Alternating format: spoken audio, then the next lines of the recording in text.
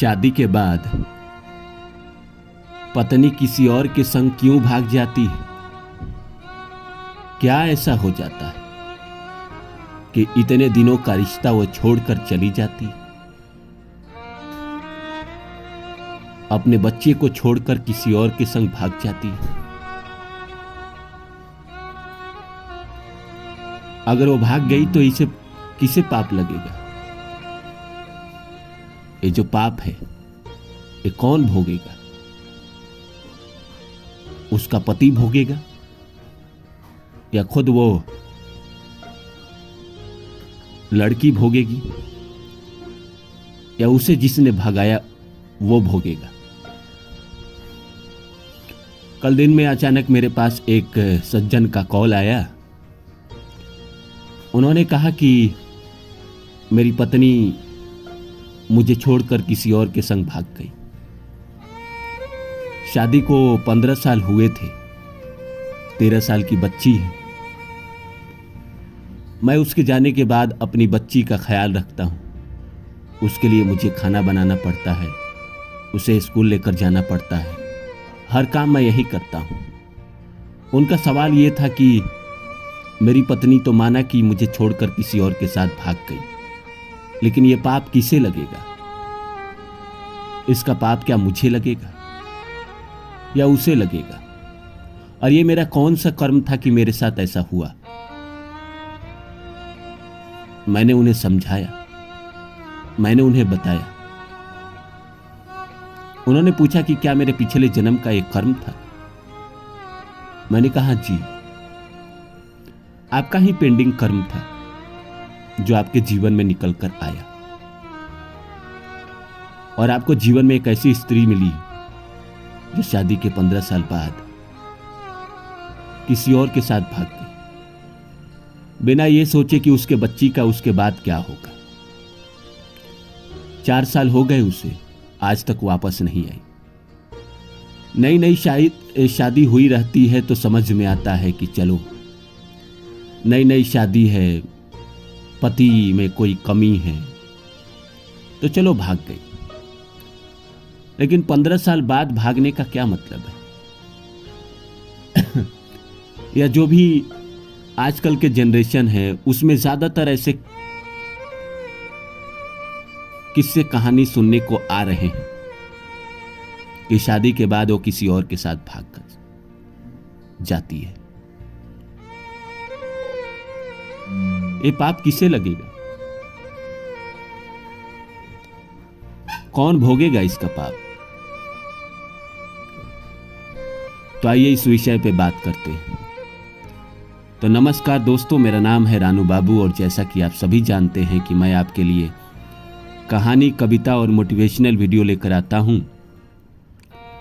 इसी श्रृंखला में आज लेकर आया हूं, शादी के बाद पत्नी किसी और के संग भाग जाए तो यह पाप किसे लगेगा? तो आइए इस विषय को समझते हैं और बताते हैं कि ये कौन सा कर्म था और क्यों किसी और के साथ भाग गई और यह पाप किसे लगेगा। दोस्तों, आज के ज़माने में कुछ भी संभव है। आज जो ज़माना बदल रहा है, हम जो 22-23 की दुनिया में जी रहे हैं, 20वीं शताब्दी की ये दुनिया जो है, यहाँ घनघोर कुछ भी हो रहा है। यहाँ इमोशन लोगों के दिल से खत्म हो गया है। लोग बहुत महत्वाकांक्षी हो गए हैं। अपने स्वार्थ हेतु, अपनी इच्छा पूर्ति हेतु वो कोई भी कदम उठा दे रहे हैं। उन्हें किसी के इमोशन से कोई लेना देना नहीं। ऐसे ही घटना कई बार होती है कि लोगों की शादी होती है, शादी होकर आई पत्नी घर पे, 2 साल, 3 साल, 5 साल, 10 साल, 15 साल, 20 साल रही और किसी और के साथ भाग गई। क्यों भागती है? क्या पति से वो खुश नहीं है? क्या फिजिकल संतुष्टि पति नहीं दे पाता है इसीलिए भाग जाती है?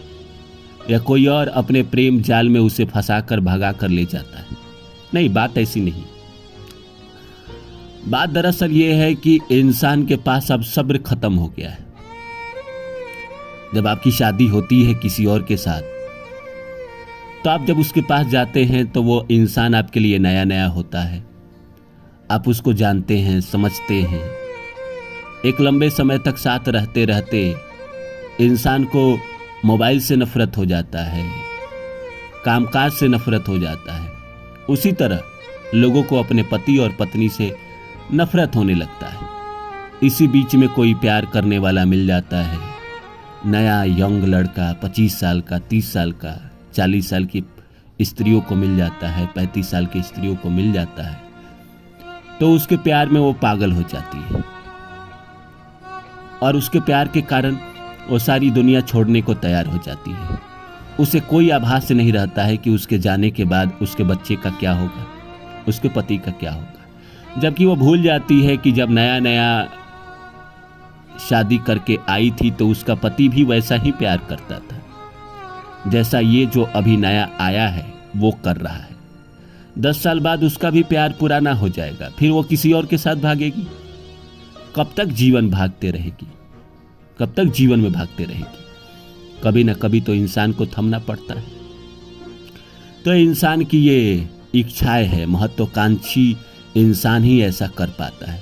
जो सही है वो समझ जाता है कि अब मुझे इसी के साथ जीना है, उसके अपने बच्चे हैं, कर्तव्य है, वो भगवान का दिया हुआ कर्म समझकर उसे निभाता है। लेकिन कई लोग ऐसा होते हैं कि जो नास्तिक होते हैं वो कहते हैं कि मैं अपने इच्छा से जीऊंगा।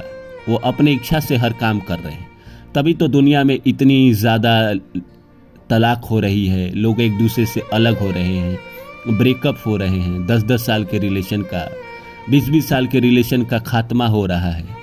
यही सब कारण है, महत्वाकांक्षा। अब रही बात कि ये जो घटना हुआ ये क्यों हुआ। देखिए, मैंने आपको बताया था कि आपके जीवन में जो कुछ भी होता है कहीं ना कहीं इसका प्रारब्ध से बड़ा मूल है। आपके जीवन में बगैर प्रारब्ध के कुछ नहीं होता। जो ये इंसान है जिसकी पत्नी किसी और के साथ भागी, किसी न किसी जन्म में इन्होंने भी किसी न किसी को धोखा दिया होगा, तभी इनकी पत्नी किसी और के साथ भागी। उस इंसान से इनका पेंडिंग कर्मा पूरा हो गया होगा, तभी पत्नी किसी और के साथ भागी।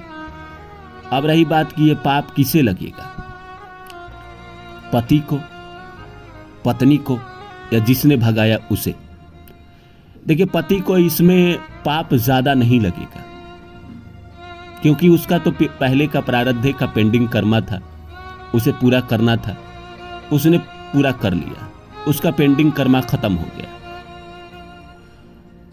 जिसने भगाया वो और पत्नी, सबसे ज्यादा इसमें पत्नी को भोगेगा। जो किसी और के साथ भागकर चली गई, अपने कर्तव्य से भाग गई, उसे सबसे ज्यादा अगले जन्म में पाप भोगना पड़ेगा। क्योंकि देखिए, भगवान हर चीज करते हैं आपकी जिंदगी में, लेकिन फ्री विल भी देते हैं, सोचने समझने की शक्ति भी दी है। आपको बच्चे भी दिए हैं, बेटी भी दिए थे, ताकि आप उसका लालन पालन कर सके।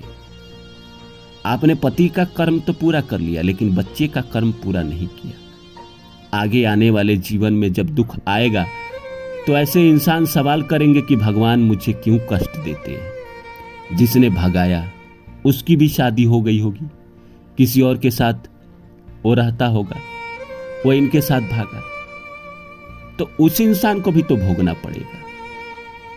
इस जीवन में ही सही, इसी जीवन में भोगना पड़ सकता है। अभी जो वो भाग कर कहीं रह रहे हैं, अपने जीवन में ये जो ऐशो आराम की जिंदगी छोड़कर कहीं जाके कोने में छुप के जिंदगी बसर कर रहे हैं, तो क्या ये कष्ट नहीं है? कष्ट है। प्रारब्ध भी बन रहा है आगे के जीवन के लिए। अगर मेरा मानना है कि अगर आपको कोई इंसान पसंद नहीं है तो आप उसे चुपचाप अलग हो जाइए, कानूनी रूप से अलग हो जाइए। ऐसा कर्म मत करिए, यह आपके प्रारब्ध को खराब कर देगा। आने वाले जीवन में आपको बहुत बड़ा चोट पड़ जाएगा। उम्मीद करता हूं मेरी बातें आप लोग को अच्छी लगी होगी। फिर मिलता हूं किसी और वीडियो में, तब तक के लिए नमस्कार।